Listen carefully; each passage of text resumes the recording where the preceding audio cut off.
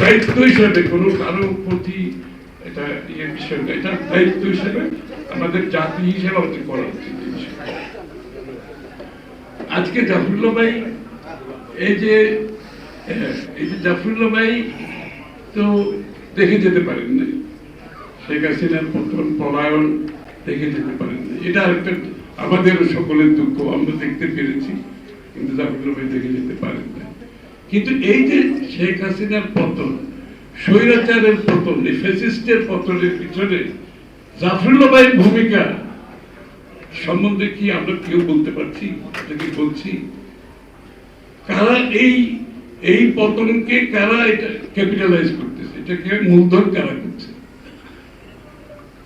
এই শেখ হাসিনার পতনের পিছনে জাফরুল্লাহ ভাইয়ের অবদান, এই যে আমাদের মধ্যে যে একটা ঐক্যমত সৃষ্টি হয়েছে, এটি কিন্তু জাফরুল্লাহ ভাইয়ের অবদান।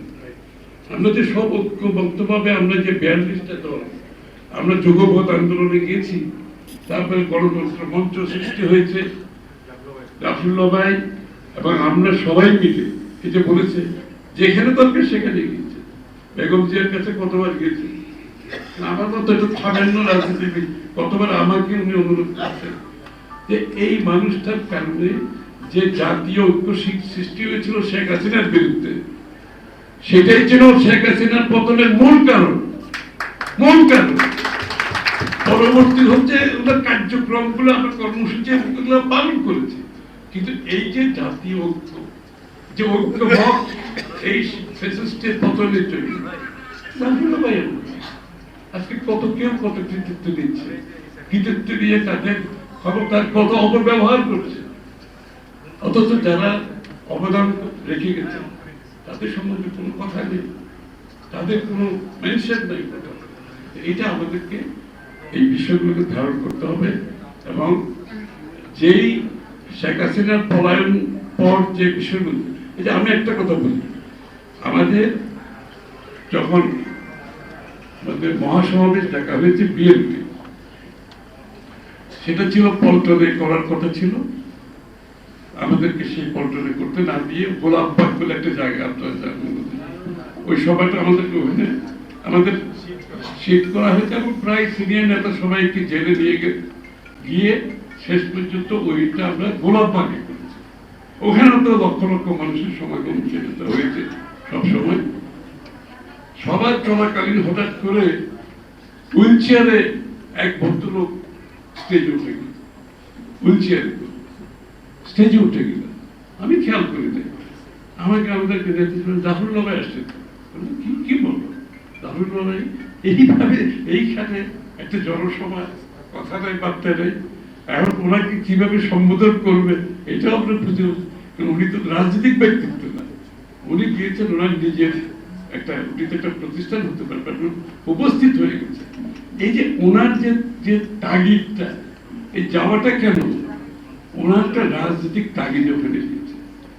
দেশকে মুক্ত করার যে আন্দোলন, এই স্বৈরাচারকে বিতাড়িত করার যে আন্দোলন, ওনার সেই তাগিদটা বোধ করে কিন্তু উনি সেই দিন জনসভায় উপস্থিত হয়েছেন। ওনার দরকার ছিল না, তো কোনো প্রয়োজন ছিল না, কিন্তু এই লোকটা কত স্ট্রংলি, কি কঠিন ভাবে এটা উনি অনুভব করেছেন যে এই আন্দোলনটা তো আমাকে সফল করতে হবে, এই আন্দোলন যদি সফল না হয় এই ফ্যাসিস্টকে বিতাড়িত করা যাবে না। উনি নিজে উপস্থিত হয়েছেন সেখানে গিয়ে, হুইল চেয়ারে, অসুস্থ, মৃত্যুর দিকে উনি যাচ্ছেন, তার জেনেও করছেন।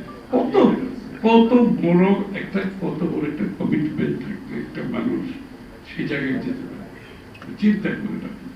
এই মানুষটার প্রতি আমাদের যে শ্রদ্ধা, আমি তো জানিয়ে শেষ করতে পারবো না, আমরা এটাকে মাথায় রেখে আমাদের আগামী দিনে জাফরুল্লাহ ভাইয়ের বাংলাদেশের মুক্তিযুদ্ধ থেকে শুরু করে এই 24-এর সফলতা থেকে শুরু করে যে আমাদের মুক্ত চিন্তার একটা দেশ করা, যে মুক্ত চিন্তার একটা দেশ, যে বাংলাদেশের মানুষের মালিকানা মাধ্যমে একটা দেশ গড়ার যে চিন্তা, সেটাকে সমুন্নত রাখার জন্য আমাদের ঐক্যমতের যে জায়গাটা ছিল, জাফরুল্লাহ ভাই সেটার একটা ভিত্তি স্থাপন করে গেছে।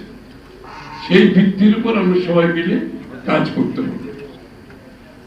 এখন সেই প্রেক্ষাপটে যদি আমাকে আজকের প্রেক্ষাপটে একটা কথা বলতে হবে, স্বাভাবিকভাবে আমরা কোথায়, সেই ভিত্তির উপর দাঁড়িয়ে আমরা কোথায় গেছি আজকে? আমরা কি সেটার উপর কি আগামী বাংলাদেশ করতে পারবো? যে পলায়ন, ফ্যাসিস্ট স্বৈরাচার পলায়ন করার পরে বাংলাদেশের মানুষের মনোজগতে যে পরিবর্তন আসছে, সেটাকে আমরা বাস্তবায়ন করতে পারবো, আমরা ধারণ করতে পারবো? সেই বিষয়টা গুরুত্বপূর্ণ আজকে আমাদের জন্য। তাই আমাদেরকে বাংলাদেশের মানুষের যদি মালিকানা ফিরিয়ে দিতে হয়, তার মূল ভিত্তি হচ্ছে, তার বাহক হচ্ছে যে একটি নির্বাচনের মাধ্যমে বাংলাদেশের গণতান্ত্রিক অর্ডার ফিরিয়ে আনতে হবে। এর কোনো দ্বিতীয় অল্টারনেটিভ নেই। যে গণতান্ত্রিক অর্ডার ফিরাতে গেলে আপনি যে নির্বাচন গণতন্ত্রের বাহক, তার মাধ্যমে একটা সুষ্ঠু নির্বাচনের মাধ্যমে ফিরিয়ে আনতে হবে। এখন সুষ্ঠু নির্বাচনের জন্য যে কাজগুলো করার দরকার, সেই কাজগুলো আমরা শুরু হতেই দেখতে পাচ্ছি। আমরা সেই কাজের আশেপাশে নাই, কিন্তু আমরা যে কাজগুলো করতে চাচ্ছি সেটা মনে হচ্ছে ক্রমান্বয়ে বিগত দিনে যেগুলো আমরা দেখে আসছি, মনে হচ্ছে একটা ভিন্ন রূপে আবার সেই কথাগুলো আমাদের এখানে, আমাদের মধ্যে একটা কনভারসেশন এটা চালু হয়ে গেছে। এখানে সংস্কারের কথা বলা হচ্ছে, এখানে যারা বসে আছে সব সংস্কারের লোক। আমরা 31 দফার সংস্কার দিয়েছি, তার আগে 27 দফা বিএনপি সংস্কারের প্রস্তাব দিয়েছে, তার আগে 7 বছর আগে দেশের নেত্রী বেগম খালেদা জিয়া ভিশন 2030 এর মাধ্যমে সংস্কারের প্রস্তাব দিয়েছে। তখন এখন যারা সংস্কারের কথা বলেছে, এদের কারোর চেহারা আমরা দেখি না, আর এদের অনেকে রাস্তায় ছিল। এরা এখন যারা বড় বড় কথা বলছে, এর বেশিরভাগ লোককে চেহারা দেখি নেই আন্দোলন সংগ্রাম। আর এদের মধ্যে কেউ কেউ মাঝে মধ্যে চেহারা উঁকি ঝুঁকি মেরেছে, যখন শেখ হাসিনার ক্ষমতার চাপ তাদের উপর গেছে, তারা গর্তে ঢুকে গেছে, গর্তের থেকে আর বের হয়নি। এখন গর্ত থেকে বেরিয়ে আসছে। এখন তারা আমাদেরকে সংস্কারের ইয়ে দিচ্ছে, কি বলে, তালিম দিচ্ছে, সংস্কারের তালিম দিচ্ছে তারা আমাদের। আরে শেখ হাসিনা যাওয়ার আগে তো বাংলাদেশ, শেখ হাসিনা পরবর্তী বাংলাদেশ কি হবে, এটা কিন্তু মাথায় রেখে আমরা সংস্কার প্রস্তাব দিয়েছি। হাসিনা পরবর্তী কিভাবে বাংলাদেশ চলবে, নতুন বাংলাদেশ আমরা করব, এটাকে মাথায় রেখে আমরা সংস্কার দিয়েছি। আমরা নতুন করে শেখ হাসিনা যাওয়ার পরে সংস্কারের কথা বলছিলাম, আমরা সবাই মিলে এই সংস্কারগুলো আমরা করেছি। 27 দফা বিএনপির ছিল, আমরা যখন যুগপথে আমরা ঐক্যবদ্ধ হয়েছি, তখন ওনাদের মতো আমাদের প্রবৃত্তি এটা 31 দফায় নিয়ে যাওয়া হয়েছে। এবং 31 দফার সংস্কার বাস্তবায়নের জন্য আমরা যে আগামী নির্বাচন পরবর্তী জাতীয় সরকার গঠন করে 31 দফা বাস্তবায়ন করব, সেই কোথাও বাংলাদেশের মানুষের সামনে তুলে ধরা হয়েছে। এবং সবচেয়ে বড় কথা হচ্ছে 31 দফা নিয়ে আমরা গ্রামে গঞ্জে যাচ্ছি, শহরে শহরে যাচ্ছি, লোকজনের কাছে তুলে ধরছে 31 দফা। ইতিপূর্বে কোনোদিন দেখেছেন আপনারা বাংলাদেশের রাজনীতিতে সংস্কার প্রস্তাব নিয়ে জনগণের কাছে যেতে? এর আগে কোনোদিন দেখেছেন আপনারা? কোনোদিন দেখেন না। এই প্রথম বাংলাদেশে সংস্কার প্রস্তাব নিয়ে জনগণের কাছে যাচ্ছে, তাদের সমর্থন চাচ্ছে।